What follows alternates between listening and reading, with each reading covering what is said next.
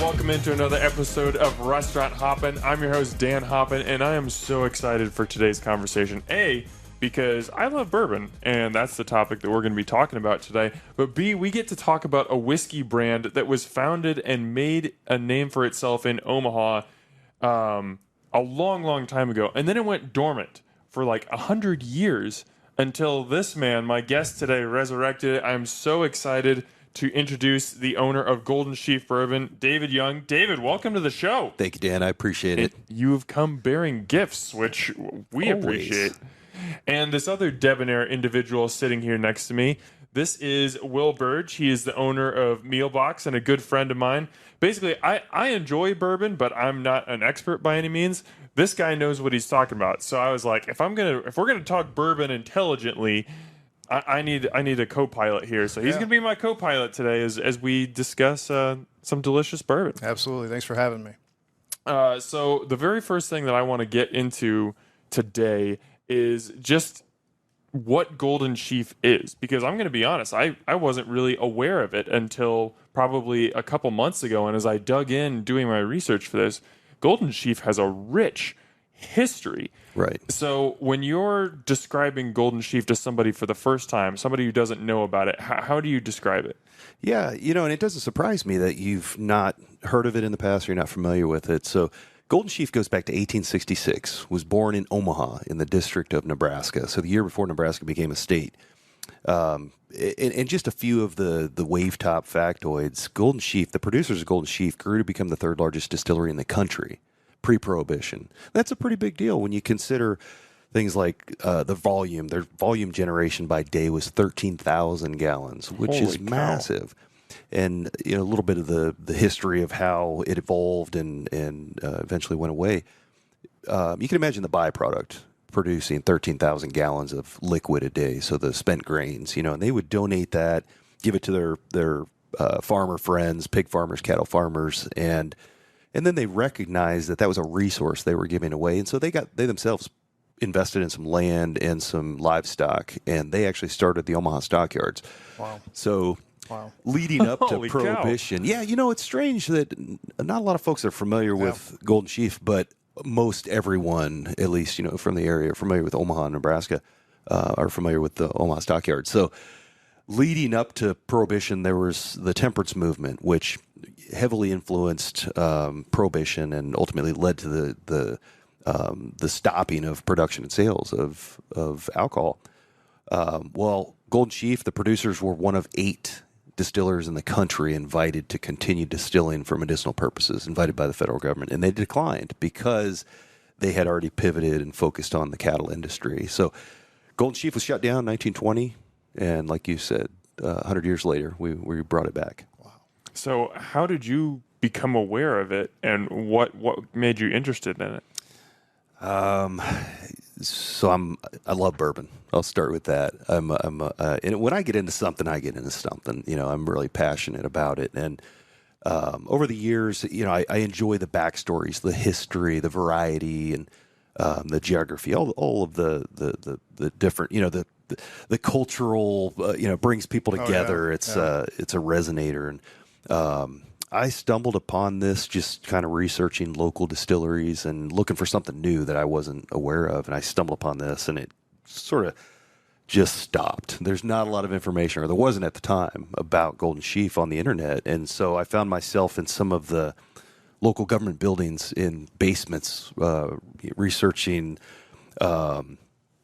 anything that they had, microfiche and, handwritten notes. Right. And the more I came across, the more intrigued I was. And so I continued down that rabbit hole until I just kind of thought, perhaps this is something that everyone will find interesting. It's got legs to it. It's got a colorful history. It's shocking that more folks aren't aware of it. And then eventually looked into resurrecting the brand. And what were those conversations like? I'm trying to even wrap my head around, like, if there's a brand that's just disappeared for 100 years, like, who do you even talk to about reanimating it? Yeah, so the Heritage Museum was a good place for information, just kind of behind the scenes. Like I said, some of the government buildings, just looking through archives. But But I hired some real smart legal folks to sort of scour the country for, remnants, traces of lineage and ownership and that sort of thing. And we were able to pinpoint where it just dropped off. They shut it down. And, there's some things that aren't necessarily talked about or celebrated with regard to prohibition. And that's, the shame that was involved, that was associated with alcohol at the time and being producers. And so it makes sense today, folks not talking about, when you stop talking about something for 100 years, it disappears. It's part of history, but you really have to dust it off and uncover the facts. It's cool. It's I still look for constantly, and I'll go into antique stores and look for signage and any traces of the history. But that was it. That the families that were involved, they just walked away. That they didn't want to be associated with it, like a lot of distilleries back in that time. It's mind blowing to me that, and that's what I love about bourbon myself. It's mind blowing that the third biggest distillery in the country is in Omaha, Nebraska, in South Omaha. Right. I didn't know any of that until one day I walked into Hy-Vee and saw a bottle of Golden Sheaf there. And that to me, I mean, that's just the nail on the head, but the history of bourbon itself is just incredible. It's incredible. That's my draw to it. It's just really cool stuff. So I'm fascinated by this. Like, take me back to that first conversation that you had when you tracked down these families, you tracked down the lineage. After 100 years, I don't know if these descendants even know that Golden Sheaf exists, and it's in their family, and all of a sudden they've got somebody coming to them saying, "Hey, I'm interested in your brand of bourbon here." Like, what were those first conversations like? Well, they weren't necessarily conversations with any of the blood lineage. It was just tracking legal documents to the very end and associations and that sort of thing, and seeing if there was any intellectual property that was maintained moving forward. And they were be able to pinpoint the delineator, that line in 1920. And that's really, so the next step is to, basically take that, dust it off, refresh it, and then create something and put it out in the market. And then, so we were able to recreate the intellectual property and then continue to create the more modern brand of Golden Sheaf as well. That you just went right where I wanted to go next, in that modernizing that brand. Yeah. Because obviously this is a brand that has a lot of history. It has a lot of, it has a lot behind it. It's not something brand new. But at the same time, it's been out of the market for a while. Most people, it's cool because you get the history, but you also get to reinvent the brand and make it what you want to make it and put your fingerprints on it, right? Right, which I love. Yeah, and I always say our formula for success is a great backstory. That cover on the book, right? To lure folks in, and then you have to have that juice in the quality juice in the bottle to keep customers coming back. And that's our favorite type of customers, the ones that keep coming back. So it's a combination. You can't have just a beautiful bottle, a beautiful backstory, and then have some subpar whiskey. You have to be able to, that's a one and done. But we want to, so this is where I'm able to invest my contribution, and that's blending whiskey. That's what I do. So I create the blends, which are unique from batch to batch, that are in the bottle. And I'm excited to get into that. But just a little bit more on the brand. Sure. How do you, what did you do to modernize it, to take Golden Sheaf into the 21st century? Well, there's the easy answer, and then there's the creative answer. But I want the creative answer. We don't do it easy here on Restaurant Hoppen. Well, I'll tell you the easy, just for frame of reference. Back pre-prohibition or late 1800s, there were no standards, right? So whiskeys were often expedited to created. They would recreate an aged whiskey to get it out to market. Well, there's no such thing as recreating an aged process. So they would often color whiskeys with shoe polish or tobacco spit, and then sell it as aged whiskey. Eventually, as a society, we wised up, created some standards, and now there's criteria to actually be considered, whiskey and bourbon that you put out in the market. But we continue to celebrate the colorful history of the brand. However, we've created sort of the modern appearance of Golden Sheaf, and we celebrate the rich history, but we're combining that with sort of the new era of sophistication and And that's our theme. We're in the top tier luxury brand of spirits. It's about timeless whiskey. It's about bringing folks together. But we captured the essence of the original. So I have some of the original bottles. Oh wow! And I'll have to share with you some of the pictures that I should have brought those in. But we've got some really talented artists that captured that label. So that label is really similar to what the label looked like back in 1866, and and that's really cool. We just modernized it. It's different time, different era. Folks drink a little differently. We've got a variety of different blends, but it's really evolved into how today folks enjoy luxury brand spirits. Enjoy whiskeys, and continuing to celebrate historically what this brand was. Mm-hmm. Obviously, if you just go into a random grocery store, much less a huge place like Wine, Beer, and Spirits or something like that, you're exposed to dozens, if not hundreds, of different whiskeys and bourbons. So, just putting another one on the shelves, it's going to be hard to get attention. Right. But when you're able to bring in, that history and be able to say, actually, this isn't just another bourbon X that started 10 years ago. This is something from hundreds of years ago that was started here in Omaha, right. And we're bringing it back.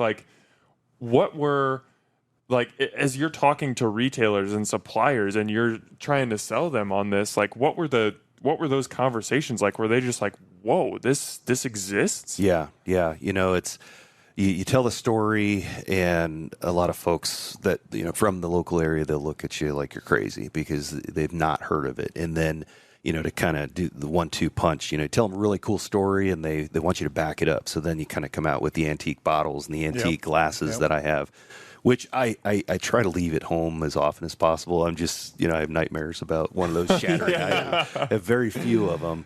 And we'll have those on display in our retail store, our venue, once we open that up. Be a little bit of a pay homage to the history. But yeah, that's just it. It's kind of a 1-2-3 punch, if you will. Tell the story, and then you show them, reinforce that this is a vintage brand, and then follow up with the tasting of the current whiskeys, and that's typically what hook, line, and sinker right there. What was your reaction, Will, when you were introduced to this? I mean, hearing this story, getting to taste it. I mean, I guess before I actually tasted it, I was a little bit hesitant. Obviously, when it comes to the whiskey world, this. The guys and the gals are very particular, right? Very. They're chasing things that are hard to obtain, right? And that's what's most important to them. Not necessarily. Everybody likes a good whiskey, but they all think that those allocated bottles are the best whiskey, and not necessarily the truth, right? So when I first tasted Golden Sheaf, it was the port finish, and I was blown away. It's better than probably 80% of the bottles that I own. It's fruity. It's just got a lot going on, and you can just tell. You can tell there's a lot of care put into that juice when you drink it, and I think that's probably something we should do here soon.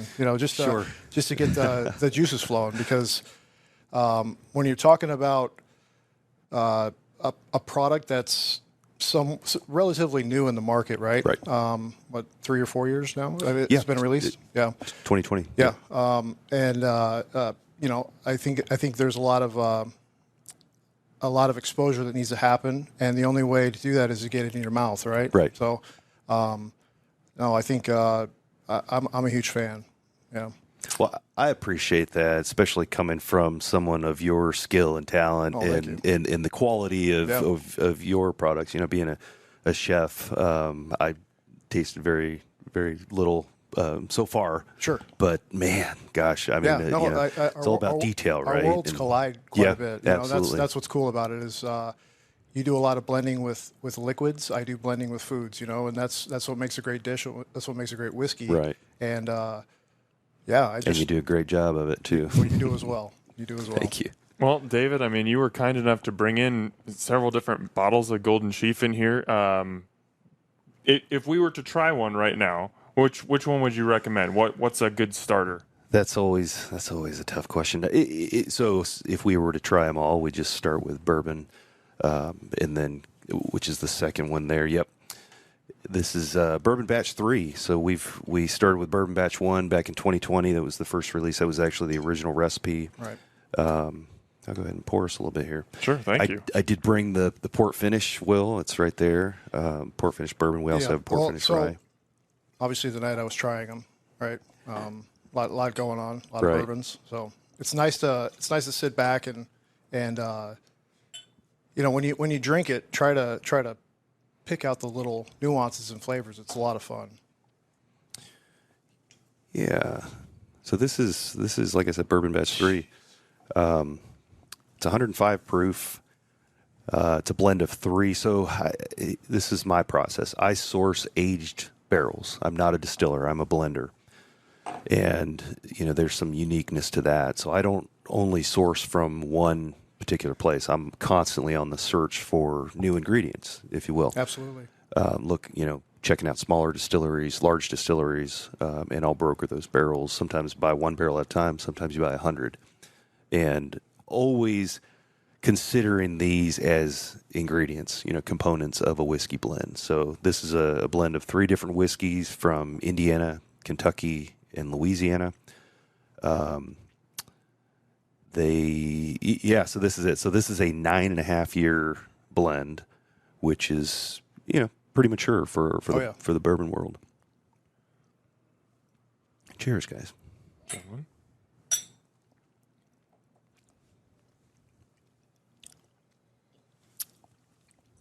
Oh man. Oh, that's so smooth. so good. Wow. Thank so you. good. That's dangerous right there. That's Pay attention to how it just lingers too, right? On your palate. Mm-hmm. Doesn't go away, doesn't wash out. Just lingers for quite a while. It's just fantastic.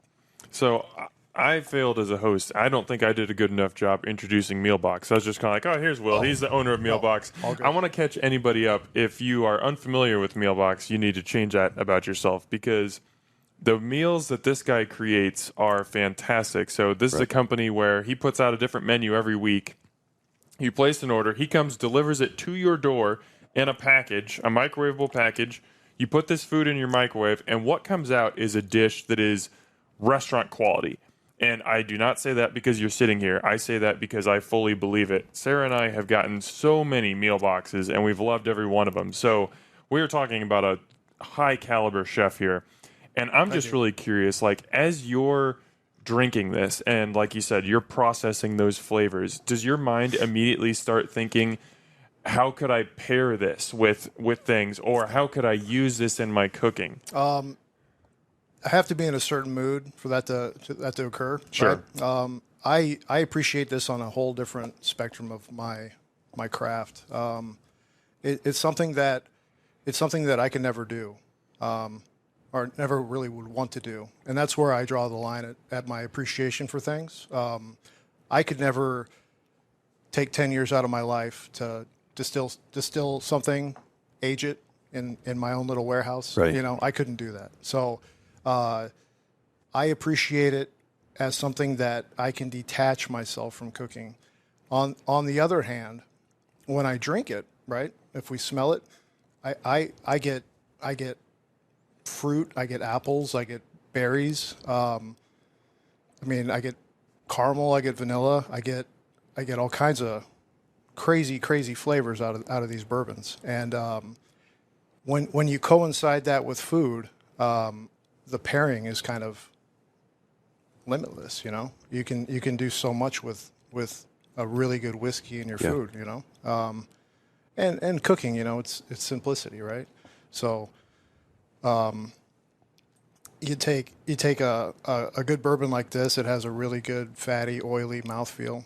You can pair it with really good fatty, oily meats, right? You can go sweet with it. You can go savory. It's the world's endless, or the limits are endless as far as that goes. So, Right. yeah.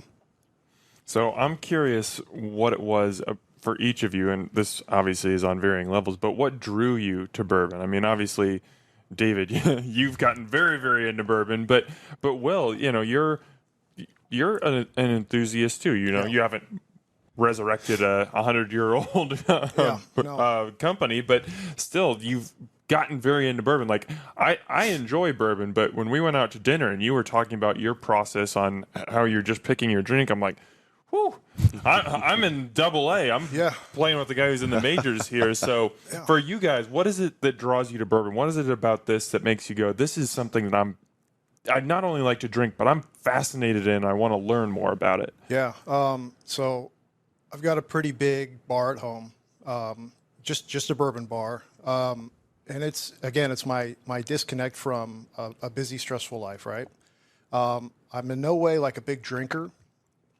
I like a little pour like that, 1 or 2 ounces. I go down there, I dissect it, I enjoy it, I think about things and run it through my head.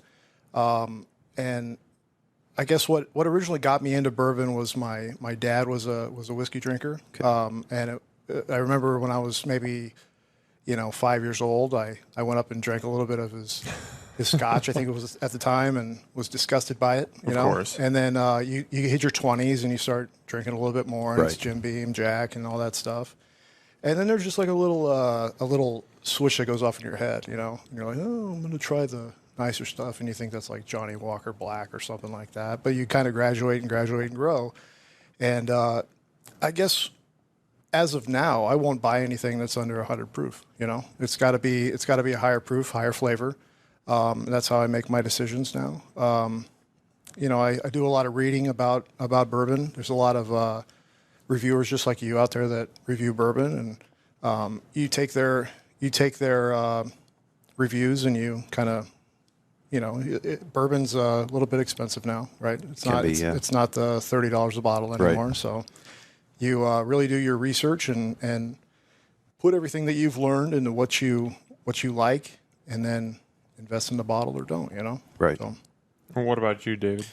Yeah, I like a lot of different things about it. When I first started, it was the uniqueness from expression to expression. Open it up. So you open up a bottle of Jim Beam white label, and it's going to taste, in theory, exactly like every other white label bottle of Jim Beam. And that's an art form in and of itself, to maintain a consistent flavor profile. So I've gotten to know some of the folks in the industry that's their job, to ensure that white label Jim Beam tastes like white label Jim Beam the same way it did in 1980 and will in 2050, and Jack Daniels and some of the others, which is the opposite of what I do. And I really enjoyed the creativity. So being able to build something, truly construct something, and it's not simple. I strive for complexity to be able to, the way Will describes the way that he tastes whiskey, and so it's from a purist level. This is me expressing David Mark Young, but I've always enjoyed tasting something, whether it's food or beverages, and I've always had in the back of my head this voice that says, "That's great. However, it would taste a little better with something like incorporate this." Yeah. And I would make it my way, And I always say I'm a great chef, but not everybody enjoys macaroni and cheese saturated in Frank's Red Hot and garlic. Right. So I customize it to my own palate. But then over the years, there was a time when you could describe it as day drinking, but now that I'm in the industry, we call it product familiarization. And there is some truth to that. I don't. There's a fine line too. Overindulging is very easy with high proof spirits. So I always say, with great proof comes great responsibility. So to me, it is about tasting the uniqueness, and then being able to construct that, or take something that I'm familiar with and be able to improve upon it.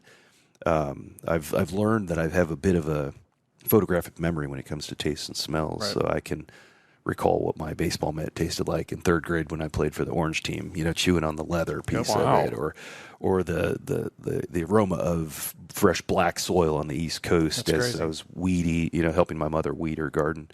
And so as I incorporate ingredients or components or individual barrels into my inventory, which are ultimately like a spice rack, for the things that I create,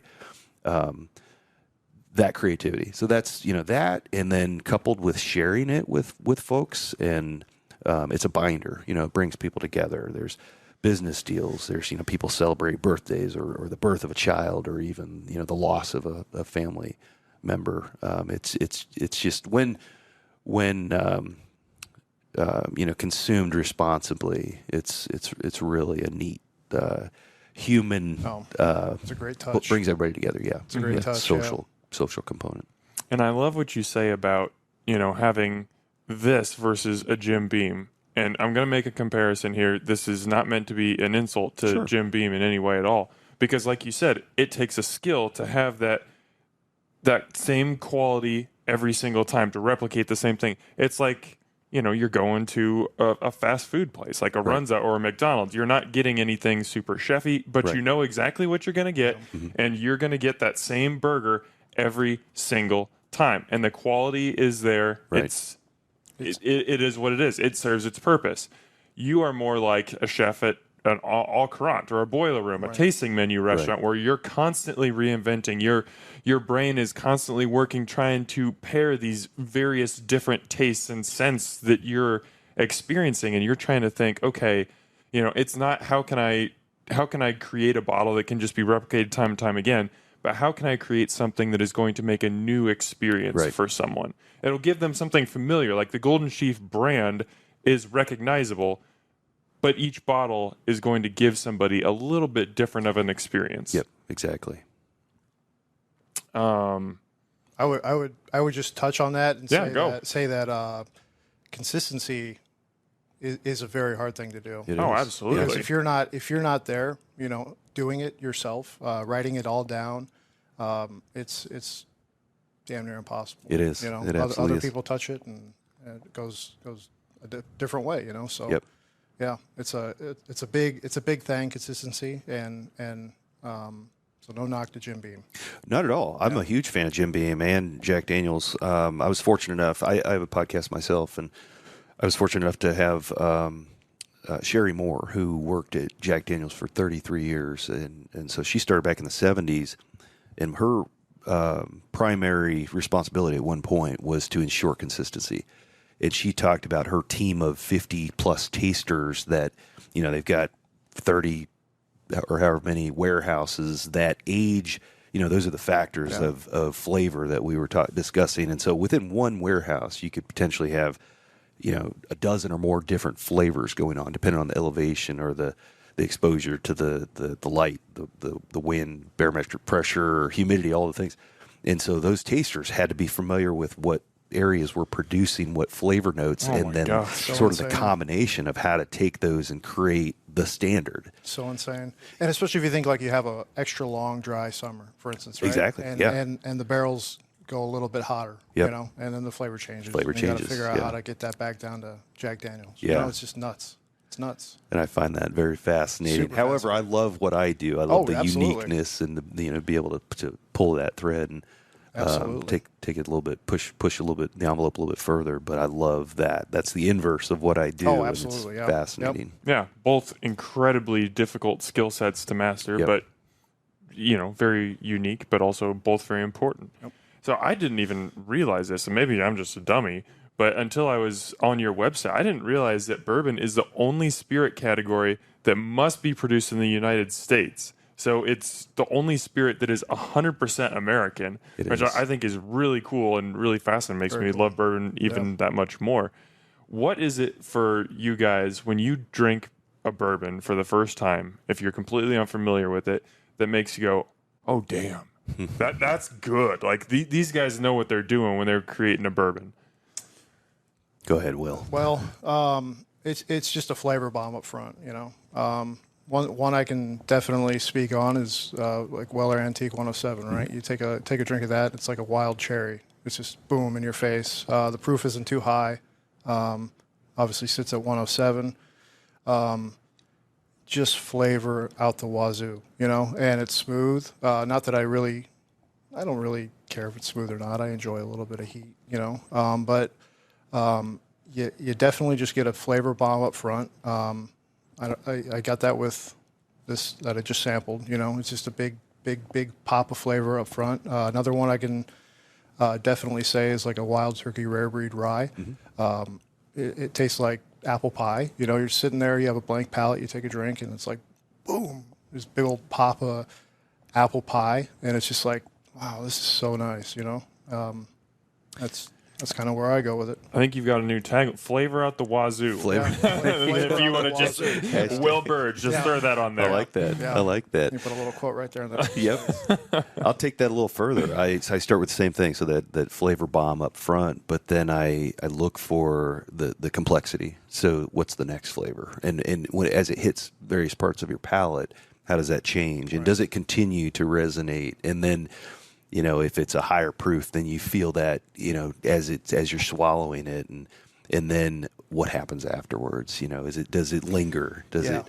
And so the complexity, the mouthfeel, the flavor bomb, they all, to me, that's it's like the perfect meal. It comes together. Right. So that's the perfect bourbon for me. It's almost like eating a sour, not sour, but eating like a sour candy, and you have that salivation going on in your mouth, like, Yep. That Kentucky chew going on. Yep. Yeah. So we've talked a little bit about some of the different elements that can influence the flavor, the aroma, the mouthfeel, everything in a bourbon. Gosh, I don't just want to throw all of them at you at once, but like, what are some of the most important elements, do you think? I'm talking things like the grain recipe, how it's stored, whether it has a cask finish, the barrel that it's aged in. Like, what are some of the most important elements to you that make a great bourbon? Yeah, that's a great question. First and foremost, for me, it's the age. There's a sweet spot, and I always say 6 years is where things begin to evolve. It's almost that's when the seeds, the seedling begins to blossom, and it actually begins to take shape as far as what direction the flavor profile is going. Of course, a lot of that starts with the mash bill, the distillate, and then proof entry into the barrel, and then of course where it sits in the warehouse and how it's aged.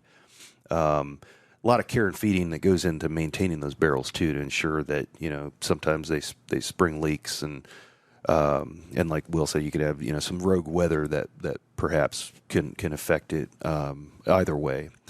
But I think it's I tend to target that 6 year and above, and just because a whiskey or bourbon's older doesn't necessarily mean it's better. Oh. You can overage, you can over oak. And then I would secondarily highlight the proof. When I build a whiskey, there is an appropriate proof for that profile, for that flavor profile, or for that blend.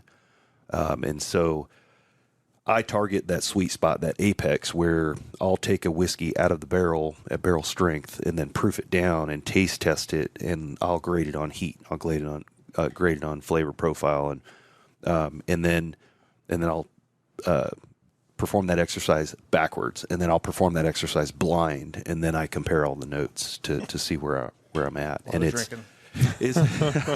flavor,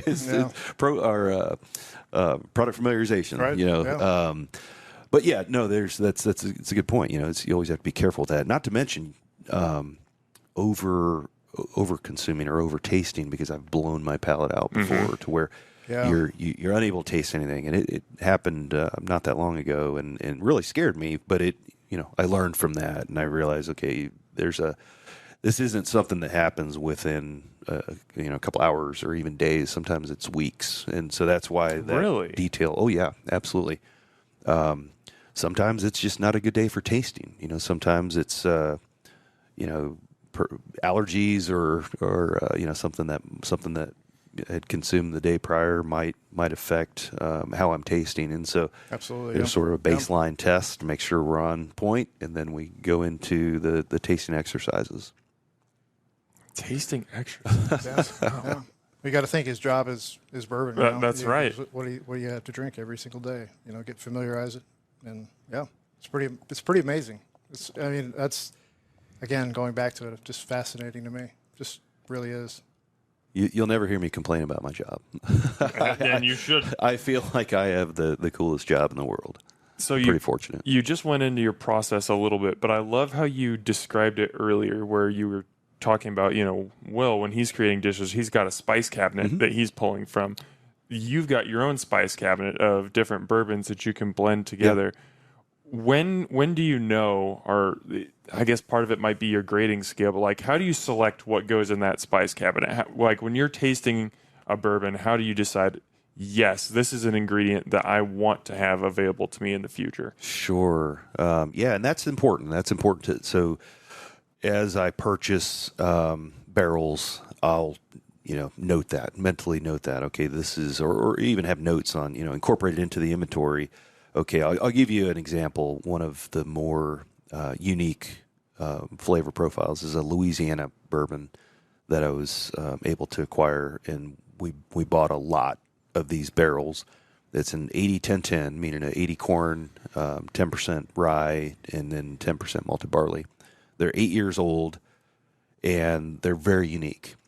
They aren't necessarily whiskeys that I would take directly from the barrel and put into a bottle and sell as a single barrel, but they make for a very unique component of a whiskey. So I have a lot of these in inventory, and I know, okay, is this, as I'm assembling sort of a recipe, is that something that would emphasize some of these existing notes? So that's where I start typically, is I'll start with sort of a baseline of what age do I want to target, and then I'll taste a few different samples within that age category, and that'll be the baseline. And then what flavors do I recognize in that, and what do I want to emphasize and highlight with that proofing exercise, or incorporate to magnify that flavor, or round off, for that matter. It might be some sort of unsavory components.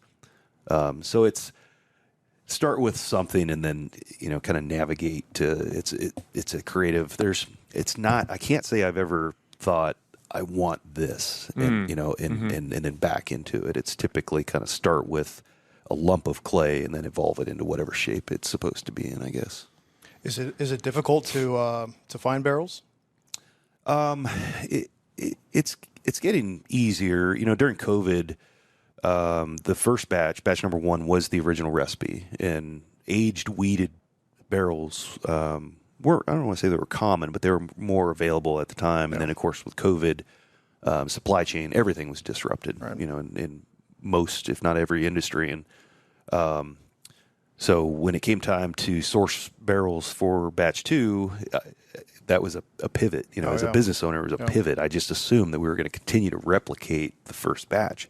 Wasn't available. Right. And the minimum purchase had gone from 5 to 100 or 150 at the time. And not having cash flow at the time to be able to invest in that volume. It was, okay, what's available now? And so today it's similar, but there's more available. I've found myself in the brokerage business as well. So I'm brokering whiskeys. If I find something really good and I think it'll get better in 4 or 5 years, and if it's worth hanging on to, I'll go ahead and invest in that. Just, carve some off for our inventory for this product, but then, have other chips to sort of barter with. Buy, sell, and trade. But it's, I think due to the growth of the brand and its rapid popularity, I feel like I found myself in a pretty fortunate position to be able to broker with a number of groups and then create our own brokerage. So we're doing pretty well on that side of things. Can we try another one of these? Absolutely. What would you recommend we go next? So I think we should stick in the bourbon category here. So this is one that Will had mentioned. This is an 8-year bourbon, 8-year blended bourbon finished in red wine casks or port casks. Let me go ahead and pour you some. This is 100 and, well, I'll let you guys decide what proof you think it is. So port is a little bit sweeter, right? Yes. Yep. Kind of falls into that dessert wine category. And I'll tell you a little bit real quick too, if you're not familiar with James Arthur Vineyards, which is the oldest vineyard in Nebraska. This is a collaboration with them. Oh, wow. So they turned 25 last year. I'm going to take one of these. Yep. They turned 25 years old, and to celebrate, they cracked open some 14-year-old port barrels that they had and then bottled those. Wow. Amazing. They do a great job. So I was fortunate enough to get two, put bourbon in one, rye in the other, and was able to create products out of both of them. It goes back to what I do, local, you know? Yeah. You're creating a local economy. Yeah. You know? And I'll also say that we there's a difference between flavored whiskeys and finished whiskeys. So this is a bourbon blend that was put into the emptied port cask, and then it was essentially an experiment. You know, okay, taste test it, you know, and then decide when it was ready to come out. So I always claim to be a purist. So I want to maintain that bourbon baseline flavor profile, and then capture the essence of whatever we're finishing in. Absolutely. So that was my goal here. Yeah. Cheers again. Cheers. I missed the last one. Sorry, guys. No problem. Wow. Yeah, you do get a little bit more sweetness. It's so good. That's fantastic. I mean, the first one was great. I'm a big fan of this. Yeah, that's very, very good. Hey, you notice how the finish is totally different? Oh yeah. It's like it lingers, but it's not so on the back of your tongue. It's just, oh man, it's so good. So I'm fascinated in this concept of blowing your palate out, because I'd never considered that or even thought about it before. But obviously, it's hugely important to your job. Oh, Your job is to, I mean, to not only taste other whiskeys, but then to be able to taste your product and say, okay, what things go well together, and experiment. If you blow your palate out, you're hurting. Like, you could easily hurt your business. So how do you find that balance between, yes, my job is I have to constantly isn't the right word, but consistently be tasting, but not too much. I've got, like, how do you find that line essentially where I can't cross this, or I could risk business here? Yeah, it's I don't want to say it's a challenge, but it is it's a heightened awareness of, okay, how much am I consuming? Because a lot of my job is I'll call it social, but like some of the events that we did together, and I'm out in the market sharing, and sometimes I just don't indulge myself. I'll have a glass of whiskey in my hand, but I often just taste, and then there's my actual social events where I'm at something and I want to indulge. So it's just constantly gauging. It's like anything else. Things are better in moderation, so I just have to be careful. It constantly reiterates the high risk as well. I do a podcast with a gentleman named Dixon Dedman, who's an icon in the industry, and big fan. He's got a resurrected Kentucky Owl, and then launched his own brand 2XO. And we have a bit of a platform with our podcast, and so we recognize that folks are listening to us. Why not? If we're gonna be in the spotlight, let's use it for some good as well. Not just have fun with it, but and we talk about that often. Just practicing moderation and responsibility, and not to trying to harp on folks, but it's fun. It's there's a lot of folks that are really passionate about this, and it's very easy. So this, I didn't tell you what the proof is on I it. guess? Yeah, please do. I guess 111.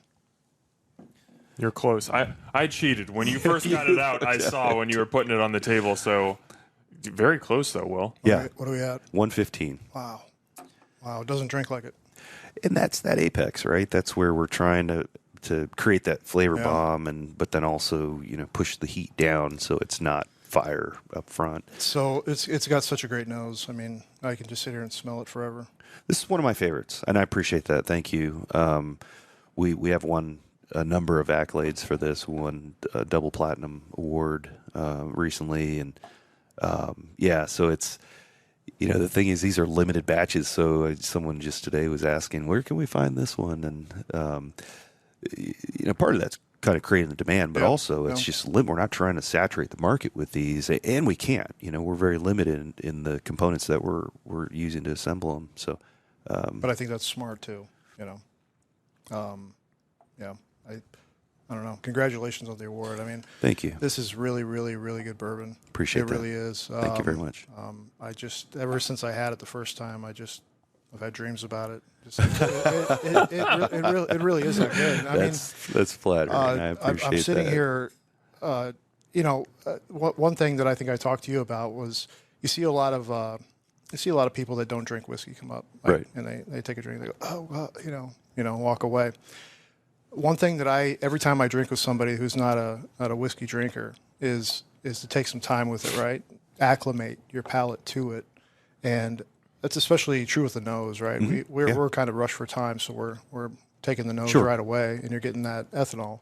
But if you let it sit for 5-10 minutes, it's a completely different ball game, and I'm already getting it. The ethanol's gone, right?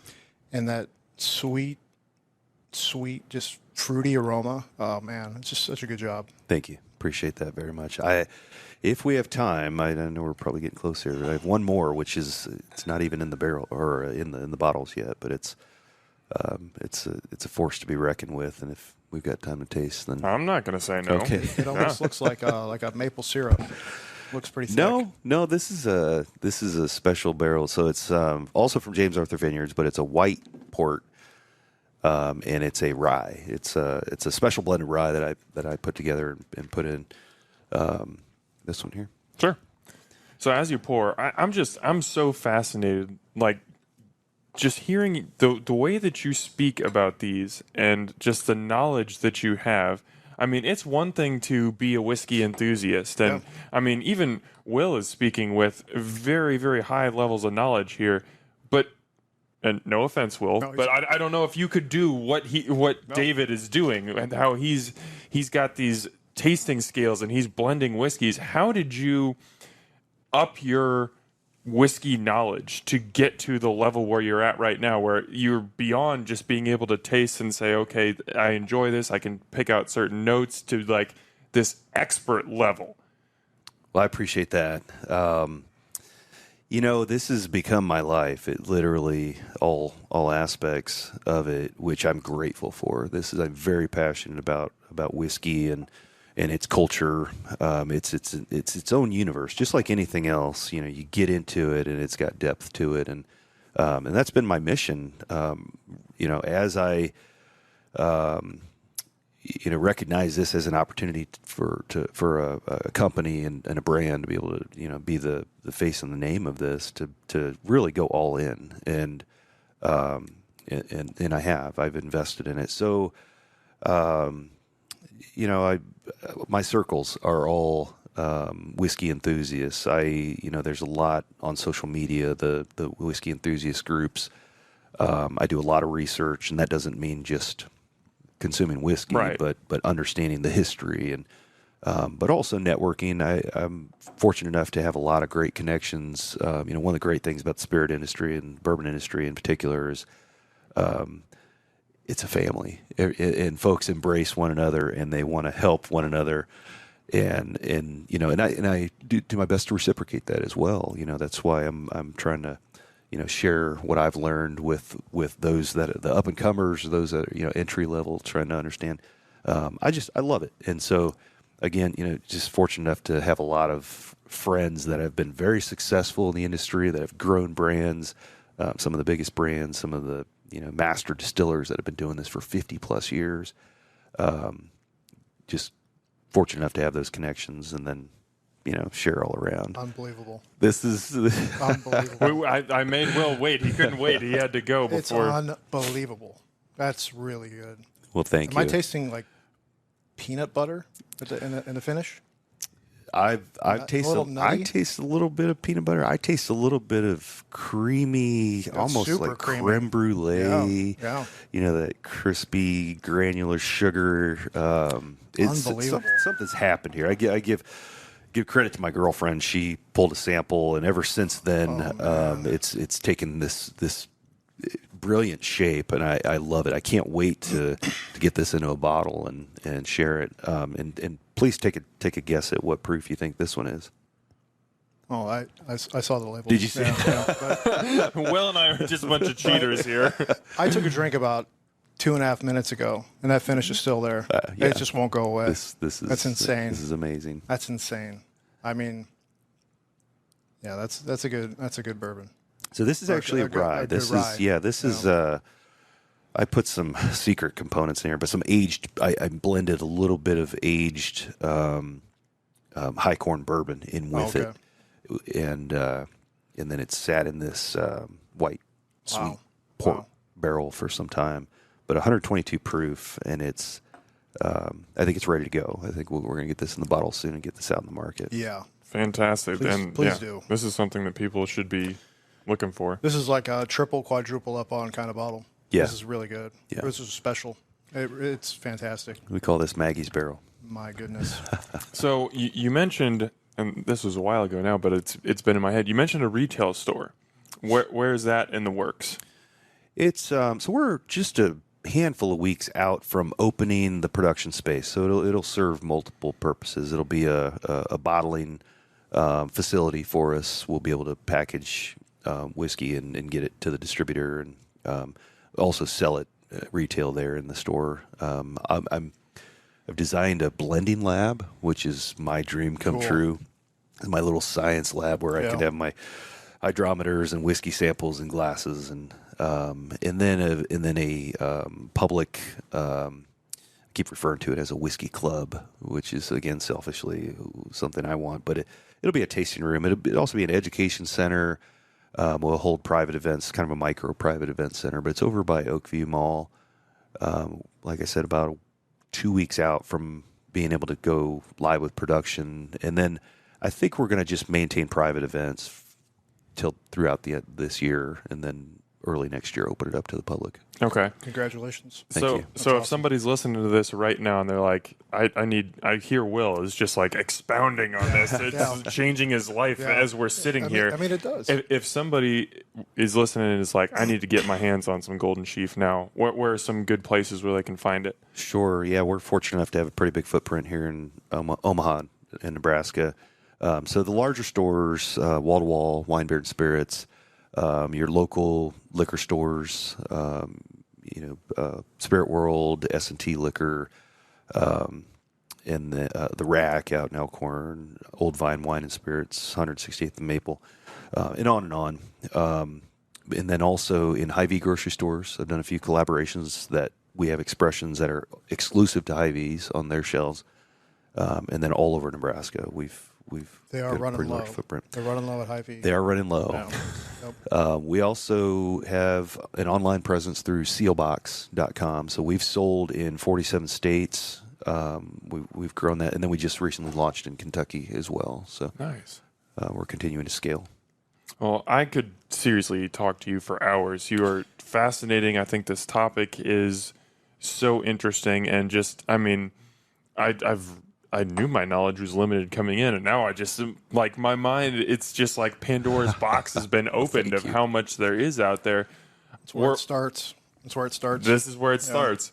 Unfortunately, we're up against the clock a little bit, but I have to know, like, you've only had this company for a couple years, and already, it's come a long way. And you're talking about opening the retail store and having, for lack of a better term, a whiskey club. When you look at the future of Golden Sheaf and what it could become, what do you see? Yeah, we have a lot of balls in the air. We recently inked a contract with Bardstown Bourbon Company, one of the top 5 producers in the nation. They're down in Kentucky. They'll be doing a number of things for us. They currently bottle for us. We'll be doing some production. Our mission isn't to be a household brand. We're a luxury brand, so we're targeting those luxury markets. We're not trying to get into every state. we scaled out into Kentucky because we've got some close ties to Kentucky. That's also the headquarters for, the global headquarters for bourbon. So we're going to look at New York and Los Angeles and Las Vegas, and then we're even looking to get into Dubai, internationally, Tokyo, some of the higher end whiskey, luxury brand whiskey markets.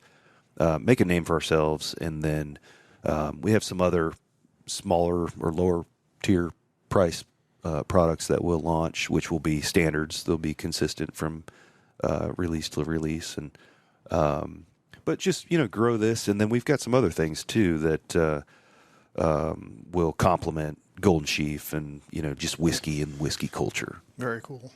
Well, any last questions, comments, anything for David before we get out of here? No, I think we've touched on it all. I could go for.